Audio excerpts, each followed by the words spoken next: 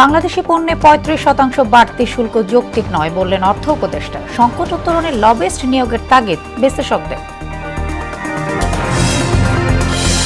বিতর্কিত ৩ নির্বাচককে বৈধতা দেয়া পর্যবেক্ষকদের আগামীতে বাদ দেয়া হবে জানালেন সিএসসি। এআই এর অপব্যবহার রোধে সহায়তা দেবে কানাডা। তথ্য পেতে দেরি হয়, শেখ হাসিনার মামলার তদন্ত দীর্ঘায়িত হচ্ছে। পলাতক থাকলেও বিচার ব্যাহত না হওয়ার আশা দুদকের। এবং মৌসুমী বায়ুর প্রভাবে ঢাকাসহ 4 বিভাগে বৃষ্টিপাত। রেকর্ড 233 মিলিমিটার বৃষ্টিতে পানির নিচে ফেনীসহ বাসিন্দাদের দুর্ভোগ।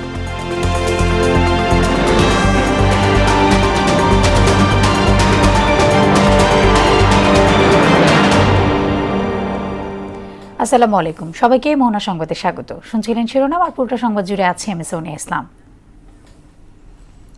এবারে বিস্তারিত। যুক্তরাষ্ট্রের সঙ্গে বাণিজ্য উপদেষ্টার বৈঠকে আরোপিত শুল্কের পরিমাণ কমে আসবে বলে আশা প্রকাশ করেছেন অর্থ উপদেষ্টা ডক্টর সালেউদ্দিন আহমেদ। সচিবালয়ের সরকারি ক্রয় কমিটির বৈঠক শেষে একথা বলেন তিনি। বাংলাদেশি পণ্যে ৩৫% বাড়তি শুল্ক যৌক্তিক নয় বলেও মন্তব্য করেন উপদেষ্টা। এদিকে বাণিজ্য সচিব জানিয়েছেন, আগামী ১০ ও ১১ জুলাই যুক্তরাষ্ট্রের সংশ্লিষ্ট প্রতিনিধিত্বের সঙ্গে শুল্ক সংক্রান্ত বৈঠক অনুষ্ঠিত হবে। শামীমুজ্জামান চৌধুরী রিপোর্ট। চলতি বছরের ৩ এপ্রিল বিশ্বের বিভিন্ন দেশের উপর নতুন করে শুল্ক আরোপ করেন মার্কিন প্রেসিডেন্ট ডোনাল্ড ট্রাম্প। সে সময় বাংলাদেশি পণ্যের উপর ৩৭% শুল্ক আরোপ করেছিল তার প্রশাসন। আরোপের পর ৩ মাসের জন্য সেটি স্থগিত করেছিলেন। গতকাল বাংলাদেশ থেকে আমদানি করা পণ্যের উপর ৩৫% শুল্ক নির্ধারণ করেন মার্কিন প্রেসিডেন্ট ডোনাল্ড ট্রাম্প, যা আগামী ১ আগস্ট থেকে কার্যকর হবে বলে জানায় তার প্রশাসন। এ নিয়ে সরকারি ক্রয় সংক্রান্ত উপদেষ্টা কমিটির বৈঠক শেষে কথা বলেন অর্থ উপদেষ্টা। জানান, যুক্তরাষ্ট্রের সঙ্গে বাংলাদেশের বাণিজ্য ঘাটতি মাত্র $5 বিলিয়ন। তাই বাংলাদেশি পণ্যের উপর ৩৫% শুল্ক আরোপ যৌক্তিক নয় বলে জানান অর্থ উপদেষ্টা। আমাদের ডেফিসিট মাত্র $5 বিলিয়ন, ভিয়েতনামের 125 বিলিয়ন। ওখানে কিন্তু ওরা মোটামুটি কনসেশন দিতে ওদের রাজি হয়েছে, কিন্তু আমাদের এত কম ডেফিসিট। আমরা চেষ্টা করছি যে আমাদের এত কম ডেফিসিটে এত শুল্ক দেওয়ার তো কোনো জাস্টিফিকেশন থাকে না। এর মধ্যে বাণিজ্য উপদেষ্টা যুক্তরাষ্ট্রে অবস্থান করছেন, আর বাণিজ্য সচিবও যাচ্ছেন জানিয়ে উপদেষ্টা বলেন, শুল্কর ব্যাপারে এবার 1-to-1 আলোচনা হবে। ওইখানে আমাদের বাণিজ্য উপদেষ্টা আছেন, উনি 3 দিন আগে গেছেন। আজকেই কমার্স সচিব যাচ্ছে।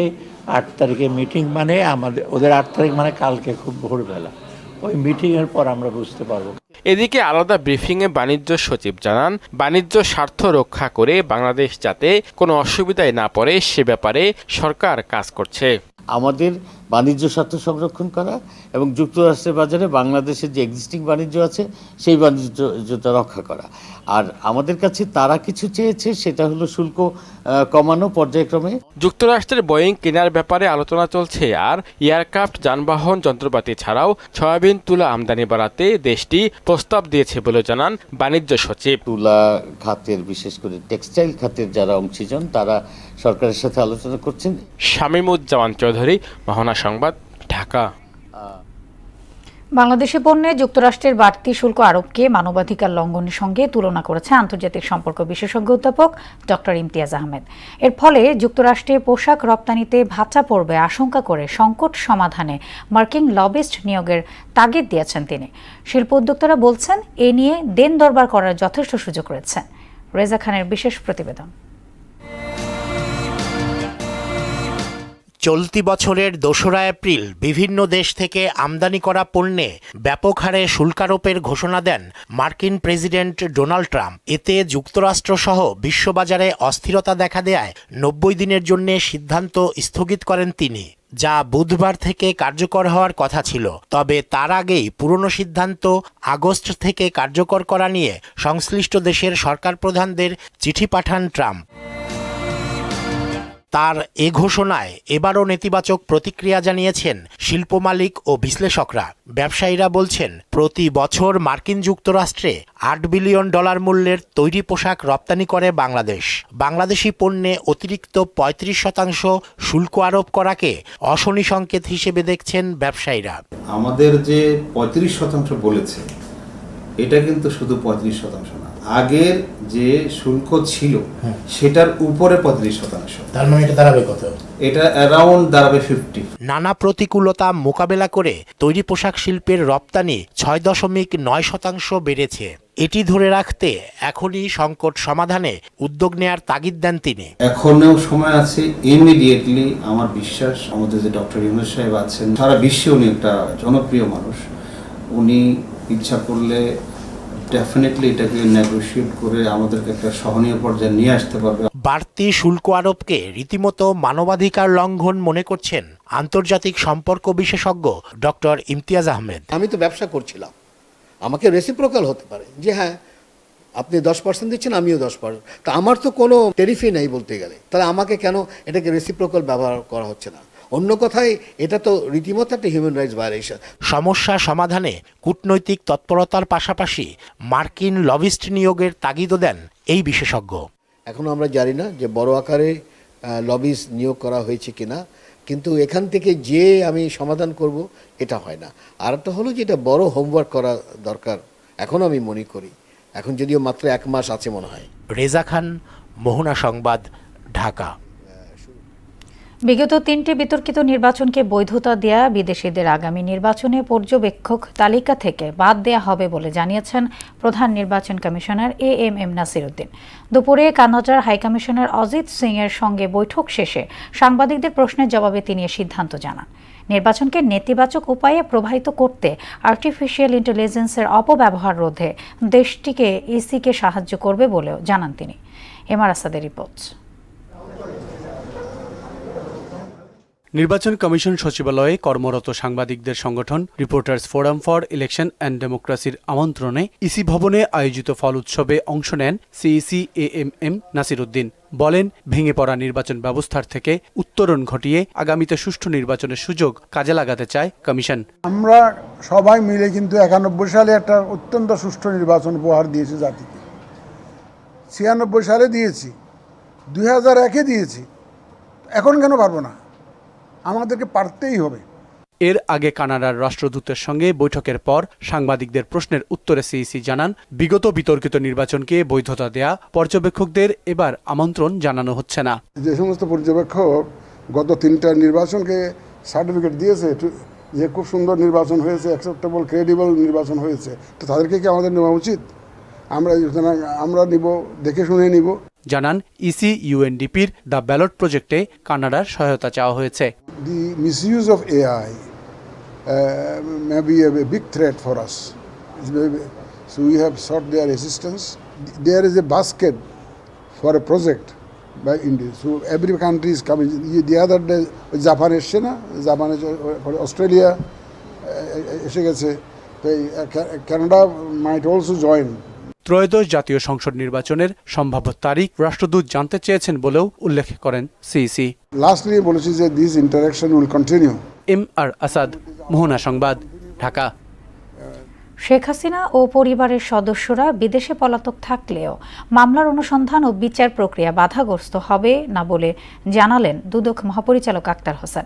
হাসিনা পরিবারের সম্পদের তথ্য পেতে বিলম্বিত হওয়ায় কিছু মামলার তদন্ত দীর্ঘায়িত হচ্ছে বলেও জানান তিনি। বিকেলে দুদক মিডিয়া সেন্টারে এক ব্রিফিংয়ে এসব কথা বলেন সংস্থার মুখপাত্র। SU সেলিমের প্রতিবেদন। দুর্নীতি দমন কমিশনের চেয়ারম্যানের বিশেষ বার্তা জানাতেই এই সংবাদ সম্মেলন। এতে সংস্থার মহাপরিচালক আখতার হোসেন দুদকে দেয়া প্রধান উপদেষ্টার বিশেষ সহকারী ফয়েজ আহমেদ তৈয়বের চিঠির বিষয়ে বিভ্রান্তি না ছড়ানোর অনুরোধ জানান। এ নিয়ে বিভ্রান্তি ছড়ানোর কোনো অবকাশ নেই বলে মাননীয় চেয়ারম্যান জানিয়েছেন। পরে সাংবাদিকদের প্রশ্নের জবাবে তিনি বলেন, সাবেক সরকার প্রধান শেখ হাসিনা ও পরিবারের সদস্যরা পলাতক থাকলেও মামলার কার্যক্রম চলমান থাকবে। যেই বিষয়গুলো আমাদের এখানে অনুসন্ধানাধীন রয়েছে সেই বিষয়গুলোর ব্যাপারে কমিশন অনেক সচেষ্ট আছেন, সচেতন আছেন। আমাদের যে টাইম ফ্রেম আছে সেটা অনুসরণ করেই তারা চেষ্টা করছে রিপোর্ট যথাসময়ে দাখিল করার জন্য। বিজ্ঞ আদালতে যাদের বিরুদ্ধে ইতিমধ্যে অভিযোগপত্র দাখিল করা হয়েছে এবং বিচার কার্যক্রম চলমান থাকবে। পলাতক শেখ হাসিনা ও পরিবারের সদস্যদের দেশে ফেরানোর অগ্রগতি নিয়েও কথা বলেন দুদক মহাপরিচালক। যারা দেশের বাইরে পলাতক আছেন তাদের ব্যাপারে যেটা হচ্ছে যে পলাতক থাকলে সেই ক্ষেত্রে আমাদের কোনো অনুসন্ধান বা তদন্ত কার্যক্রম এই জন্য বিঘ্নিত হবে না। তাদের অনুপস্থিতিতেই অনুসন্ধান তদন্ত কাজ চলমান থাকবে। কুমিল্লার সাবেক সংসদ সদস্য আবুল কালাম আজাদ সহ দুজনের বিরুদ্ধে চাঁদাবাজি ও অনিয়মের মাধ্যমে বিপুল পরিমাণ অবৈধ সম্পদ অর্জনের অভিযোগে অনুসন্ধান শুরুর তথ্য জানান আখতার হোসেন। অবৈধ সম্পদ অর্জনের অভিযোগের বিষয়ে অনুসন্ধানের সিদ্ধান্ত গৃহীত হয়েছে। এস.ইউ. সেলিম, মোহনা সংবাদ, ঢাকা। পরিকল্পিতভাবে মব কালচার তৈরির মাধ্যমে নির্বাচন পেছানোর পায়তারা চলছে বলে অভিযোগ করেছেন বিএনপির সিনিয়র যুগ্ম মহাসচিব রুহুল কবির রিজভী। দুপুরে নয়াপল্টনে বিএনপির কেন্দ্রীয় কার্যালয়ে এক সংবাদ সম্মেলনে কালো টাকা ছড়িয়ে সমাজে মব সৃষ্টি করা হচ্ছে উল্লেখ করে নেতাকর্মীদের সতর্ক থাকার আহ্বান জানান তিনি। কালো টাকা এবং গোপন অপতৎপরতার প্রভাবে মব কালচারের নামে সমাজে বিশৃঙ্খলার চেষ্টা চলছে। আবার অন্যদিকে অত্যন্ত পরিকল্পিতভাবে প্রযুক্তি ব্যবহার করে স্বার্থান্বেষী মহল বিএনপির নামে সামাজিক যোগাযোগ মাধ্যমে নানা অপপ্রচার চালাচ্ছে। এই পরিকল্পিত অপপ্রচার অপতৎপরতা কৃত্রিমভাবে তৈরি সামাজিক অশান্তি ও গণতন্ত্রের পথ চলাকে বাধাগ্রস্ত করা এবং নির্বাচন পেছানোর সুদূর প্রসারী পরিকল্পনা বলে জনগণ মনে করে। আবরার ফাহাদের আত্মাহুতির পথ ধরেই জুলাই অভ্যুত্থান সংঘটিত হয়েছে বলে জানালেন জাতীয় নাগরিক পার্টির আহ্বায়ক নাহিদ ইসলাম। ভারতীয় আগ্রাসনের বিরুদ্ধে দেশকে নিয়ে ফেসবুকে লেখায় তাকে শহীদ হতে হয়েছিল বলেও জানান তিনি। বিকেলে কুষ্টিয়ার কুমারখালীতে আবরারের কবর জিয়ারত শেষে সাংবাদিকদের এসব কথা বলেন নাহিদ। সন্ত্রাসী ফ্যাসিস্ট সংগঠন ছাত্রলীগ ফাহাদকে নির্মম নির্যাতনের মাধ্যমে হত্যা করেছিল বলেও জানান নাহিদ। এবং আবরার ফাহাদের যেই পথ আমাদের দেখিয়ে গিয়েছে, বাংলাদেশপন্থী পথ, ভারতীয় আধিপত্যবাদ বিরোধী পথ, আগ্রাসন বিরোধী পথ, সেই পথে আমরা জাতীয় নাগরিক পার্টি রাজনীতি করছে। সেই পথ ধরেই জুলাই গণ অভ্যুত্থান সংগঠিত হয়েছিল। বাংলাদেশের স্বার্থের পক্ষে আবরার ফাহাদ কথা বলেছিলেন দেখে আবরার ফাহাদকে ভারতীয় তাবেদার সংগঠন, ফ্যাসিস্ট সংগঠন ছাত্রলীগ সারা রাত নির্মম নির্যাতন করে হত্যা করে।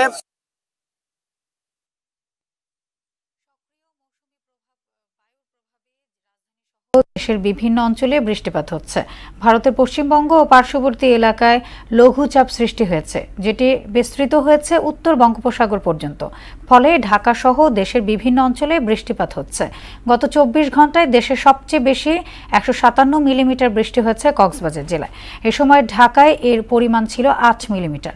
এদিকে আগামী 24 ঘন্টায় ঢাকা, খুলনা, সিলেট ও চট্টগ্রামে ভারী থেকে অতি ভারী বৃষ্টির সম্ভাবনা রয়েছে। এ সময় দেশের সমুদ্র বন্দরগুলোকে 3 নম্বর স্থানীয় সতর্ক সংকেত দেখিয়ে যেতে বলেছে আবহাওয়া অধিদপ্তর। এদিকে টানা বৃষ্টিতে ফেনী শহরে জলাবদ্ধতা সৃষ্টি হয়েছে। সকাল 9টা পর্যন্ত জেলায় 24 ঘন্টায় 233 মিলিমিটার বৃষ্টিপাত রেকর্ড করা হয়েছে, যা এই বছরের সর্বোচ্চ বলে জানিয়েছে ফেনী আবহাওয়া অফিস। সোমবার থেকে শুরু হয়ে মঙ্গলবার পর্যন্ত টানা বৃষ্টির কারণে শহরগুলোতে জলাবদ্ধতা সৃষ্টি হয়েছে। এতে চরম দুর্ভোগে পড়েছেন শহরবাসী।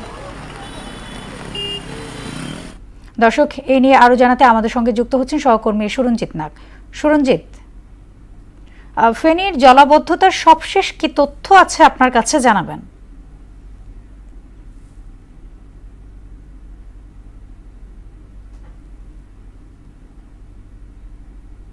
একাডেমি সড়ক এবং কি শহরের যে মাস্টারপাড়া, বিভিন্ন সড়কে হাঁটু পরিমাণ পানি এবং কি বিভিন্ন বাসা বাড়িতে দোকানপাটে পানি ঢুকে গেছে।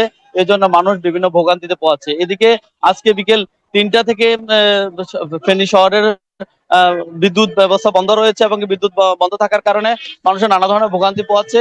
এছাড়া আমরা আবহাওয়া অফিসের সাথে কথা বলে যেটি জেনেছি, ফেনীতে আজকে এই মৌসুমে সর্বোচ্চ 406 মিলিমিটার বৃষ্টিপাত রেকর্ড করা হয়েছে। আর আমরা পানি উন্নয়ন বোর্ড যেটি জানিয়েছেন, পানি উন্নয়ন বোর্ডের তথ্যসূত্রে আমরা যেটি পেয়েছি, ফেনীর মুহুরী এবং সিলুনিয়া নদীর পানি বিপদসীমা অতিক্রম করছে। এছাড়া এখানকার আমি দেখানোর চেষ্টা করবো ফেনীতে আমি যেখানে দাঁড়িয়ে আছি ফেনী সদর হাসপাতাল মোড়ে, এখানে ফেনীর ছাগলনাইয়া, ফুলগাজী এবং পরশুরামের বিভিন্ন এলাকার মানুষজন তারা ফেনী শহরে ঢোকার জন্য বিকল্প যানবাহন হিসেবে তারা বিভিন্ন বটবটি এবং পিকআপে করে তারা চলাচল করছে, কেননা ফেনী শহরে ঢোকার মতো যে সিএনজি এবং কি যে কোনো গাড়িগুলো তারা বিকল হয়ে পানি ঢোকার কারণে বিকল হয়ে গেছে, যেটি আমরা বিভিন্ন যাত্রী এবং কি ড্রাইভারদের সাথে কথা বলে বিষয়টি জেনেছি। এই ছিল ফেনী থেকে সর্বশেষ তথ্য।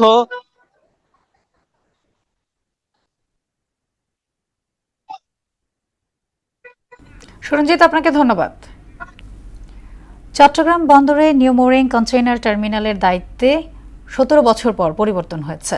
সাইফ পাওয়ার টেকের বিদায়ের পর এনসিটির অপারেশন শুরু করেছে নৌবাহিনীর তত্ত্বাবধানে ড্রাইডক। প্রথম দিনেই 4টি জাহাজ থেকে কন্টেইনার খালাস হয়েছে। চট্টগ্রাম থেকে আব্দুল হকের ক্যামেরায় আফসানা নূরের তথ্যে ওবায়দুল হক মারুফের ডেস্ক রিপোর্ট। দেশের প্রধান বাণিজ্য প্রবেশদ্বার চট্টগ্রাম বন্দরের নিউ মেরিং কন্টেইনার টার্মিনাল 17 বছর ধরে পরিচালনার দায়িত্বে ছিল সাইফ পাওয়ারটেক। রোববার রাত 12টায় আনুষ্ঠানিকভাবে দায়িত্ব বুঝিয়ে দিয়ে সরে দাঁড়ায় প্রতিষ্ঠানটি। আর সোমবার সকাল থেকে নৌবাহিনীর তত্ত্বাবধানে থাকা ড্রাইডক নতুন দায়িত্ব নিয়ে কাজ শুরু করে। প্রথম দিনে আমাদের প্রায় 3000-এর উপরে প্রায় 3100 কন্টেইনার ডেলিভারি গেছে। কন্টেইনার ডেলিভারি, শিপমেন্ট, জাহাজের আসা যাওয়া সবকিছু স্মুথলি চলছে। এখানে কোনো রকম কোনো কাজের কোনো ব্যাঘাত সৃষ্টি হচ্ছে না এবং যারা আমদানিকারক বা গ্রাহক তারাও সুন্দর সেবা পাচ্ছে। নৌবাহিনীর অধীনে থাকা রাষ্ট্রীয় মালিকানাধীন প্রতিষ্ঠান ড্রাইডক মূলত সামরিক জাহাজ মেরামতের কাজ করে থাকে। এবার বন্দর টার্মিনাল পরিচালনার দায়িত্ব নিয়ে কাজ শুরু করেছে তারা। প্রথম দিনেই 4টি জাহাজ থেকে প্রায় 3000 কন্টেইনার লোড আনলোড করা হয়। যেহেতু 6 মাসের জন্য তাদেরকে দেওয়া হয়েছে, আমরা 6 মাস একটু দেখি, আমরা তো বুঝতে পারবো যে কি হচ্ছে। আমি আশা রাখবো যে নৌবাহিনী ভালো করবে। আশা করি এটার সুফল ব্যবসায়ী মহল থেকে আরম্ভ করে বাংলাদেশের সকলেই আশা করি এই বর্তমানে যারা এ দায়িত্ব নিয়ে কাজ করতেছেন তাদের এই কর্মতৎপরতার মাধ্যমে অতীতের চেয়ে অনেক ভালো কিছু প্রত্যাশা করতেছে। কন্টেইনার খালাসে ধীরগতি, জাহাজ জট এবং খরচ বৃদ্ধির অভিযোগ বহুদিনের। নতুন ব্যবস্থাপনায় সিএনডিএফ এজেন্টরা চাইছেন সেবা সহজ ও সময়মতো নিশ্চিত হোক। যেহেতু প্রথম দিন থেকে আমরা ধাক্কা খাইনি, আমরা আশা করি দিন দিন এটা আরও ইমপ্রুভ করবে। এনসিটির ব্যাপারে ব্যবস্থাপনাকে সুষ্ঠু এবং সুন্দর রাখার জন্য যা যা প্রস্তাবনা আমরা দিয়েছি এবং চেয়ারম্যান মহোদয়ও সেই ব্যাপারে ওনার সঠিক সিদ্ধান্ত দিয়েছেন। দেশের কন্টেইনার হ্যান্ডেলিংয়ের 44% হয়ে থাকে এই টার্মিনাল দিয়ে। ওবায়দুল হক মারুফ, মোহনা টেলিভিশন। হাওর রক্ষায় সরকার মাস্টার প্ল্যান নিয়ে কাজ করছে বলে জানিয়েছেন পরিবেশ, বন ও জলবায়ু পরিবর্তন এবং পানি সম্পদ মন্ত্রণালয়ের উপদেষ্টা সৈয়দা রিজওয়ানা হাসান। হাওরের জীববৈচিত্র্য রক্ষায় সরকার ইতোমধ্যে কাজ শুরু করেছে জানিয়ে এ কাজে স্থানীয় উপকারভোগীদের সম্পৃক্ত করা হচ্ছে। হাওরে বাঁধা নির্মাণ, বিভিন্ন প্রজাতির বৃক্ষরোপণ, ট্যুরিজম নিয়ন্ত্রণ সহ বেশ কিছু বিষয়ে সুনির্দিষ্ট পদক্ষেপ নেওয়ার কথা জানান পরিবেশ উপদেষ্টা। ঢাকা রিপোর্টার্স ইউনিটির শফিকুল কবির মিলনায়তনে হাওরের সংকট ও সম্ভাবনা বিষয়ক সভায় এসব কথা বলেন তিনি। হাওর এমন একটা ইকোসিস্টেম যেটা বাংলাদেশে ছাড়া তার কোথাও নেই, এটা তো বিরল। কাজে এটাকে আমাদের অবশ্যই সুরক্ষিত করতে হবে। এটা সুরক্ষিত করতে আমাদের আন্তঃসংস্থার সমন্বয় বাড়াতে হবে। এটা সুরক্ষিত করতে আমাদেরকে সুরক্ষা আদেশের মতন কিছু কর্মকাণ্ডে যেতে হবে। কক্সবাজারে সমুদ্রে গোসল করতে নেমে চট্টগ্রাম বিশ্ববিদ্যালয়ে এক শিক্ষার্থীর মৃত্যু এবং আরও 2 শিক্ষার্থী নিখোঁজ রয়েছে বলে জানা যায়। সকালে সৈকতের হিমছড়ি পয়েন্ট সাগরে গোসলে নামলে এই ঘটনা ঘটেছে। গোসলের এক পর্যায়ে স্রোতের টানে 3 জনই ভেসে যান বলে প্রাথমিকভাবে জানা গেছে। 3 জন চট্টগ্রাম বিশ্ববিদ্যালয়ের ডেভেলপমেন্ট স্টাডিজ বিভাগের 2023-24 শিক্ষাবর্ষের শিক্ষার্থী। মারা যাওয়া শিক্ষার্থী শাবাব ঢাকার মিরপুর এলাকার বাসিন্দা। এখনও যে 2 জন নিখোঁজ রয়েছেন তারা হলেন বগুড়া জেলার আসিফ আহমেদ এবং একই এলাকার অরিত্র। এবার আন্তর্জাতিক প্রসঙ্গ। গাজা ভূখণ্ডে ইসরায়েলি হামলায় গত 24 ঘন্টা আরও শতাধিক মানুষ নিহত হয়েছে। এতে প্রাণ হারালো ফিলিস্তিনের সংখ্যা দাঁড়ালো 57,520 জনে। এদিকে ভারী বৃষ্টিতে সৃষ্ট বন্যায় টেক্সাসে প্রাণহানি বেড়ে দাঁড়িয়েছে 104-এ। শুক্রবার থেকে লাগাতার বৃষ্টি শুরু হয় টেক্সাসে। এতে অঙ্গরাজ্যের স্যান অ্যান্টনিও শহরে গুয়াদালুপ নদীর পানি বেয়ে এই বন্যা হয়। এরই মধ্যে রাজ্যটিতে নতুন করে ঝড়ের আভাস দিয়েছে আবহাওয়া বিভাগ। শেষ করব মোহনা সংবাদ যাবার আগে শিরোনামগুলো আরও একবার।